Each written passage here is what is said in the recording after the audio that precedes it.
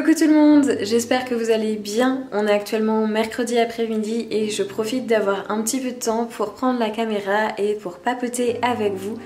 J'avais très envie de revenir sur les images que vous avez vues au début du vlog sur mon week-end, puisque samedi j'ai été à Paris avec mon chéri et qu'on a vraiment passé une super journée à se balader dans la ville et à manger. On a beaucoup mangé, c'était très chouette.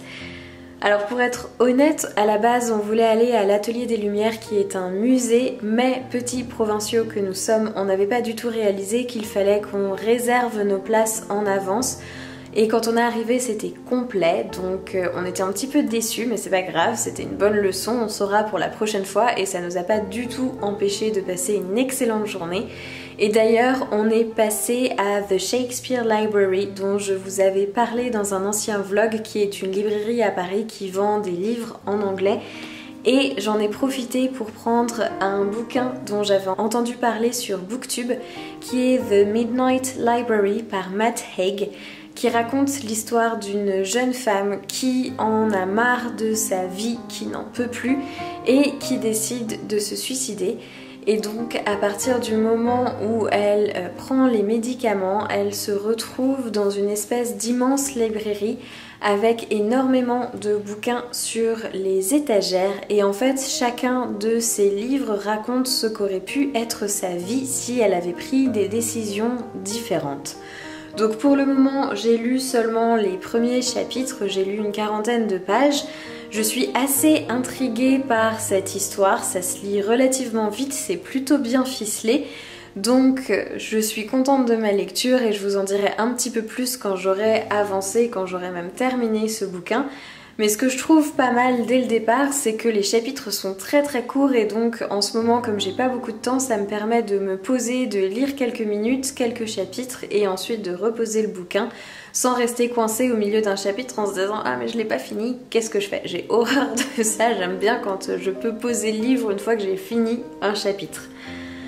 Sans transition aucune, j'avais envie de vous parler de mon coléus qui est sur mon balcon. Vendredi, je me suis rendu compte qu'il était mort et je ne sais pas ce qui s'est passé parce que la veille, il allait bien. Alors j'ai vérifié que c'était pas un manque d'eau, mais non, le terreau était encore humide. Alors je me demande si c'est pas parce qu'il aurait pris un gros coup de froid une nuit et que du coup ça lui aurait pas plu du tout. J'y connais rien en fait en plantes d'extérieur, je commence à en avoir sur le balcon, j'aime beaucoup, je trouve ça très joli. Mais je comprends pas toujours ce qui se passe, donc là je sais pas trop ce qui s'est passé. Donc si jamais vous avez des idées, n'hésitez pas à me le dire pour m'expliquer. Je suis pas trop attristée par la mort de ce coléus parce que j'en avais fait des boutures, il y avait des tiges qui s'étaient cassées, donc j'ai des boutures qui sont en train de raciner gentiment à la maison, donc je vais pouvoir quand même le récupérer, en refaire une plante à partir de ces boutures. Mais j'aimerais bien savoir en fait ce qui s'est passé et surtout si je dois rentrer le deuxième, parce que le deuxième n'a rien du tout. Donc je me dis, si ça avait été un coup de froid, est-ce que normalement ça aurait pas dû tuer les deux? Ou alors est-ce que le deuxième, comme il est un petit peu plus en retrait sur le balcon, c'est ce qui l'a protégé? Je ne sais pas. Mais du coup peut-être qu'il faudrait que je le rentre si jamais c'est le froid, parce que sinon il va y passer aussi quoi. Autre information palpitante, j'ai acheté des soucoupes pour mes calatheas parce qu'il fait en fait beaucoup plus sec dans cet appartement et les feuilles de mes calatheas commencent à sécher très sérieusement. J'en ai un, notamment le White Star, qui a les feuilles qui sont toutes sèches. Donc il est dans un cache-pot dans lequel il y a une couche de billes d'argile que j'humidifie régulièrement.